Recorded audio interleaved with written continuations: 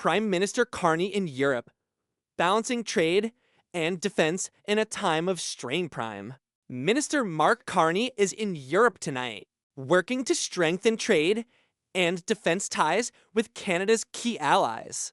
His trip underscores a growing reality. As tensions rise with the United States, Canada is broadening its focus across the Atlantic. The relationship between Washington and Ottawa, once among the most reliable in the world, feels unusually unsettled. Tariffs and tensions strained. Partnership President Donald Trump has leaned heavily on tariffs as a tool of pressure, reshaping America's approach to even its closest neighbors. In Washington, the tone has been sharp, built around sudden measures and hard rhetoric. North of the border, however, Prime Minister Carney is charting a different course. Rather than mirror that combative style, he has chosen a strategy grounded in patience, coalition building, and long-term leverage. The central question now is not only about tariffs in the short run, but whether Canada can safeguard its economy while redefining its place on the global stage. Not solely under America's shadow, Canada adjusts its strategy. Counter tariffs eased just yesterday. Carney announced that Canada would lift several countermeasures on U.S. goods. On the surface, it looks like a concession, but in practice, it is a calculated move designed to showcase the importance of the Canada-US-Mexico Agreement, CUSMA. Roughly 85 to 90% of Canadian exports to the U.S. already flow tariff-free under this pact. By scaling back retaliatory duties, Ottawa is sending a message: Canada respects the deal and expects Washington to do the same. For Canadian families, the effects may be tangible. Prices could drop on common products such as fruit juices and food staples. Manufacturers who depend on U.S. components will also feel some relief. The tough issues remain: metals and autos, but the hardest sticking points remain unresolved. The U.S. continues to levy tariffs of up to 50% on Canadian steel, aluminum, and copper, citing national security concerns. In response, Canada has left targeted counter tariffs in place on those very sectors. This balance, easing pressure in some areas while holding firm in others, is deliberate. It signals goodwill without surrendering leverage, and it ensures that Canada enters negotiations on its own terms. As analysts note, Carney is not bending, he is pacing the talks, preventing Canada from being forced into reactive positions. Looking beyond North America, Europe in focus at the same time, Carney is looking further afield. As trade friction with Washington simmers, Ottawa is accelerating efforts to diversify trade, especially with Europe. Canada is promoting its energy resources and critical minerals assets that Europe is eager to secure as it reconfigures supply chains in a turbulent world. Carney's message is clear: Canada's strategy is not confined to North America. It is building partnerships that extend across the Atlantic, making the country less vulnerable to shifts in U.S. policy. Prime Minister Carney in Europe, building alliances amid trade tensions. The Trump administration continues to apply pressure. Prime Minister Mark Carney has crossed the Atlantic, determined to strengthen ties with Europe. His itinerary includes meetings with leaders in Germany, Poland, and Latvia, as well as sessions with top business executives. Canada's pitch is straightforward: it can serve as a reliable supplier of energy and critical minerals at a time when European governments are urgently seeking secure supply chains. Europe at a crossroads. Canada steps in. This European push comes at a delicate moment. The European Union only recently accepted a tariff framework with the United States that set a 15% baseline on many goods. Higher duties, however, still remain on steel and aluminum. Watching this closely, Canada is stepping forward with a dual offer: trade in energy and minerals, paired with defense cooperation. Ottawa is positioning itself as an attractive partner just as Europe looks for options.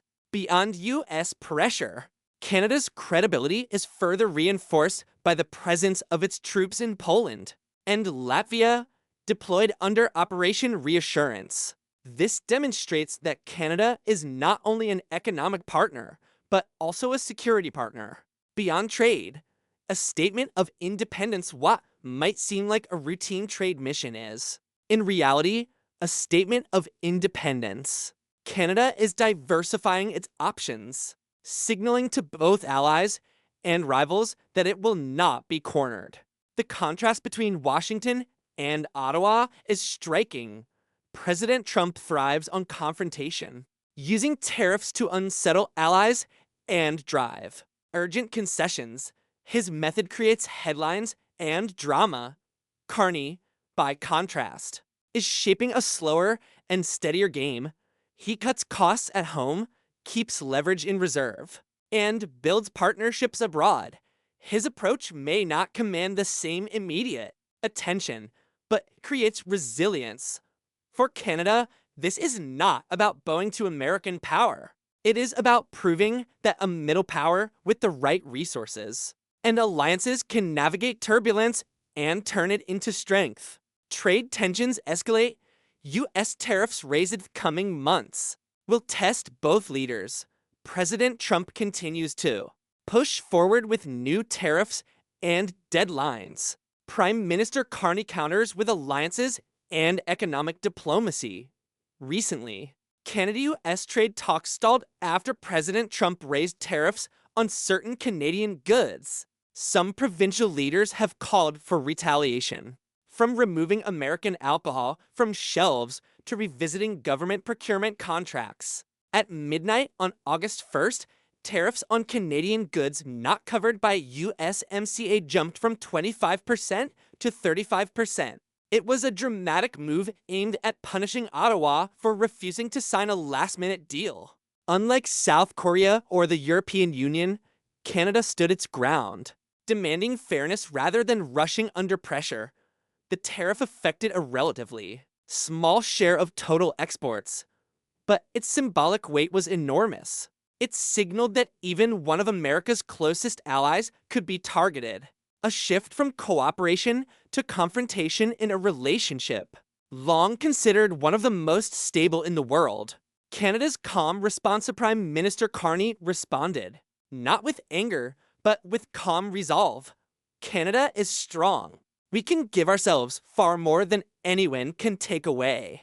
Building sustainably, building together, building positively, that is what we will do. And yes, we will reach an understanding with the Americans. Canada did not retaliate with noise or rushed countermeasures. Instead, it responded with measured restraint. Ordinary Canadians voiced frustration, but not fear. They had seen this playbook before. During Trump's first term, Canada's retaliatory bans, such as pulling American whiskey from shelves, sparked political pressure. Inside the US, that memory still lingers, shaping today's strategy. Canada holds firm resilience over escalation for many Canadians. The priority today is long-term resilience, not tit-for-tat retaliation. The broader public mood has shifted. Citizens are weary of cycles of unpredictability and constant power. Plays where some see President Trump's style as tough diplomacy. Others in Canada see it as political theater. This time, Canada has decided not to be part of the show. Carney rejects a template deal. Prime Minister Mark Carney refused to sign a last-minute deal, similar to those accepted by South Korea or the European Union. His message was unmistakable. Canada will not accept a cookie-cutter agreement that fails to serve its national interests. In public remarks, Carney stressed sustainability, national confidence, and strategic patience. He acknowledged the complexity of negotiations, but remained steady in his approach. His strategy is deliberate. Avoid a bad deal. Wait out the noise. Protect long-term leverage. Trump expected submission. What he received instead was quiet, calculated defiance. Consequences of string-teased consequences of this clash are beginning to surface. Reports have emerged that Canada and Mexico are actively exploring a Northern Corridor Agreement, a framework designed to streamline trade between the two countries, while deliberately bypassing the United States. While economists point out that nearly 95% of Canadian exports to the U.S. remain protected under USMCA, the remaining sliver of trade hit by new tariffs carries outsized symbolic weight. Nowhere is that more evident than in Ontario, home to politically sensitive industries like steel and autos. Former U.S. Ambassador to Canada David Cohen warned that these moves are eroding trust in a relationship that, for decades, was defined globally by its stability. Trade, defense, intelligence, and cultural ties once moved in lockstep. Trust carefully rebuilt during the Biden years has now suffered another setback. Behind the scenes, Canada and Mexico are accelerating plans for a $120 billion Northern Corridor trade route. Quietly but clearly, some allies are preparing for a future with less American reliability. Trump's strength versus economic reality. Trump team points to a 3% GDP increase in Q2 as proof of strength, but economists, including those cited in Commerce Department briefings, cautioned that the surge was largely a technical bounce. Businesses had rushed to stockpile imports ahead of tariff deadlines, and when those imports fell off, the numbers temporarily spiked back in April. Trump boasted of 200 trade deals completed. By August 1st, the actual number was closer to 8. Canada was not one of them. The strategy is clear: project strength and urgency. But each new tariff risks alienating another key partner, leaving the United States increasingly isolated. Record beef prices, tariffs, trade shifts, and consumer impact by June. Beef prices in the United States hit the highest level ever recorded, climbing nearly 12% in just 1 year. What once cost $4.99 a pound only a few months ago now rings up closer to $7.99. Behind that sticker shock stands a major policy shift. The 50% tariff on Brazilian beef. President Donald Trump imposed a 50% tariff on beef from Brazil, the single largest foreign supplier of beef to the U.S. before the tariff. Brazil supplied between 21% and 27% of America's beef imports. In 2024, the U.S. imported 229,000 tons of Brazilian beef. By the first half of 2025, imports had already reached 181,000 tons, valued at nearly $1 billion. But under tariffs this steep, the flow has slowed to a trickle. The question now is straightforward. If Brazil redirects its beef away from the U.S. and toward Canada, what happens to the American market? Herd shortages and import collapse in early 2025. U.S. buyers lean heavily on Brazilian beef to cover shortfalls at home. American herd sizes were already at their lowest since 1961. Driven down by drought and high feed costs, imports filled the gap. By April, imports peaked at nearly 48,000 tons in a single month. But by July, the total plunged to less than 10,000 tons, an 80% collapse in just 3 months. One trade analyst summed it up: we'll see imports from Brazil decline dramatically. Because of the tariff, that means reduced supply, and reduced supply keeps prices higher. Global rules and the WTO complaint, World Trade Organization, has already received a formal complaint from Brazil, arguing that Washington's 50% tariff violates international trade rules. But even before any ruling, the numbers tell the story. Without Brazilian supply, the U.S. market is losing an estimated 400,000 tons of beef annually. That equals 4 to 5% of domestic consumption The gap is worth $1 to $1.3 billion in trade value. According to USDA data, wholesale beef prices have risen 21% since January, while consumer prices for beef cuts are up 8 to 12% year over year. Every link in the chain is under pressure, from meat packers paying more for cattle to burger chains deciding whether to shrink portion sizes or raise menu prices. S into the picture. But what if Brazil shifts more of its exports to Canada instead? Ottawa reopened its market in late 2024, importing $39 million worth of Brazilian beef that year. By the first quarter of 2025, those imports had already risen 44%. Brazil is also reviving Mercosur trade talks with Canada, a move that could further increase flows north, though Canada's demand is far smaller than U.S. demand. Ottawa is seizing the moment to diversify its supply chain and present itself as a more reliable partner, while Washington appears unpredictable. Implications for the U.S. for the United States. The implications are clear. Losing Brazilian beef means a tighter supply of grinding beef used in burgers. It means higher retail prices hitting household budgets. And it means billions in added costs across the supply chain. Importers are facing lost revenue or higher costs as they turn to Australia or Argentina. Processors are reporting thinner margins as boxed beef prices climb. Retailers are caught in the middle, squeezed between rising costs and consumers already at their limits.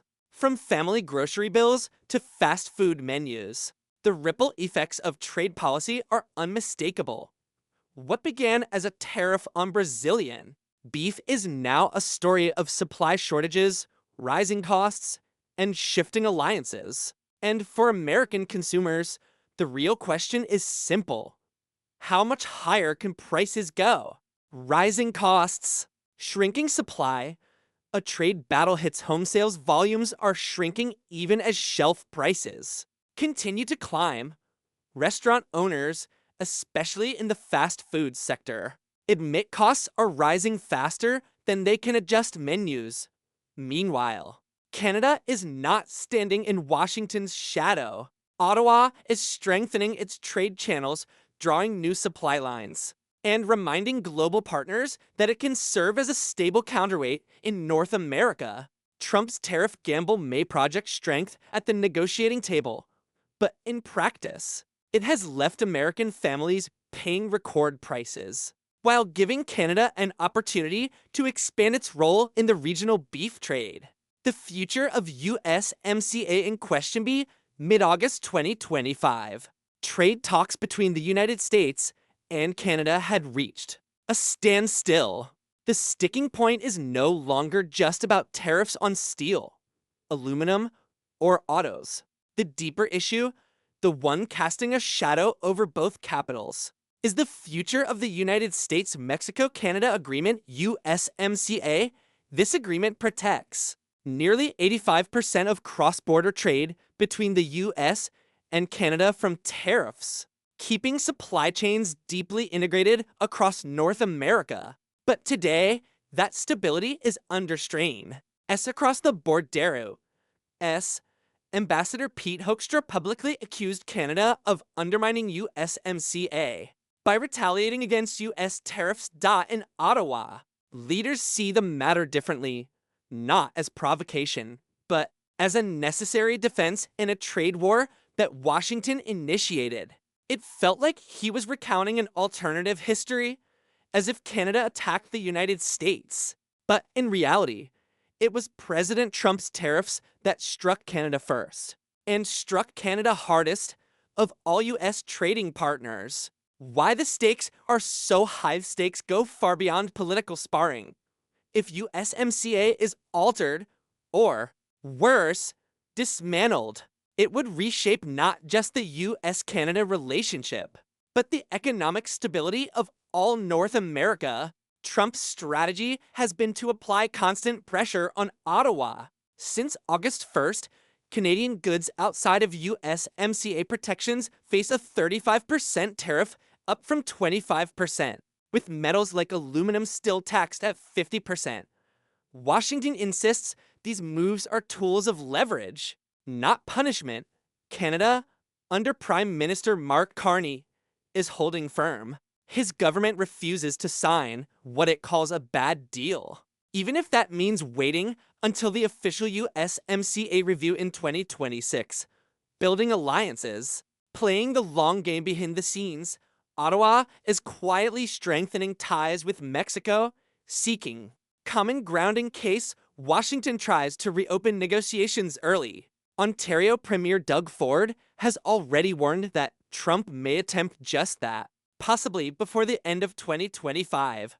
But the U.S. also faces risks. If USMCA collapses, American industries dependent on Canadian energy, auto parts, and minerals would face higher costs and major supply disruptions. That's why Canadian officials believe patience is their strongest weapon. Use time to diversify, export markets while keeping USMCA's protections intact. Tariffs at the checkout counter while high-level negotiators trade statements. Tariffs are filtering down into everyday life. Aluminum goods from Canada now face a 35% tariff. That could mean higher costs for popular canned drinks and packaged foods for ordinary households. It's another example of global politics showing up in the grocery aisle. The battle over tariffs may be fought in press rooms and policy circles, but its consequences are felt on dinner tables, in restaurants, and across supermarket shelves. What happens next in US-Canada trade talks won't just decide the future of USMCA. It will determine how much families across North America pay for the essentials of daily life. At counter, everyday costs on the rise. Shoppers in Seal County, Florida, are feeling the sting of tariffs every time they visit the grocery store. Parmesan cheese that once sold for $12.99 now costs $16.99. Coffee, sugar, and meat from Brazil, now hit with a 50% US tariff, are climbing higher. Even champagne has gone up by a few dollars, and aluminum products from Canada, taxed at 35%, are adding to the price of canned goods and beverages. Grocery prices fueling stress for millions, according to a recent poll. 53% of Americans now say grocery costs are a major source of stress. The U.S. Census Bureau reports that imports are declining as companies purchase less under higher tariffs. That, in turn, makes foreign-produced goods even more expensive for families. These are not abstract trade policy debates. They are changes felt directly at the checkout counter, forcing shoppers to rethink daily choices. One Florida resident told local reporters he may start eating out more often because cooking at home has simply become too costly. Tariffs as leverage. Trump has made no secret of his view. Tariffs are a negotiating tool designed to pressure trading partners into making concessions.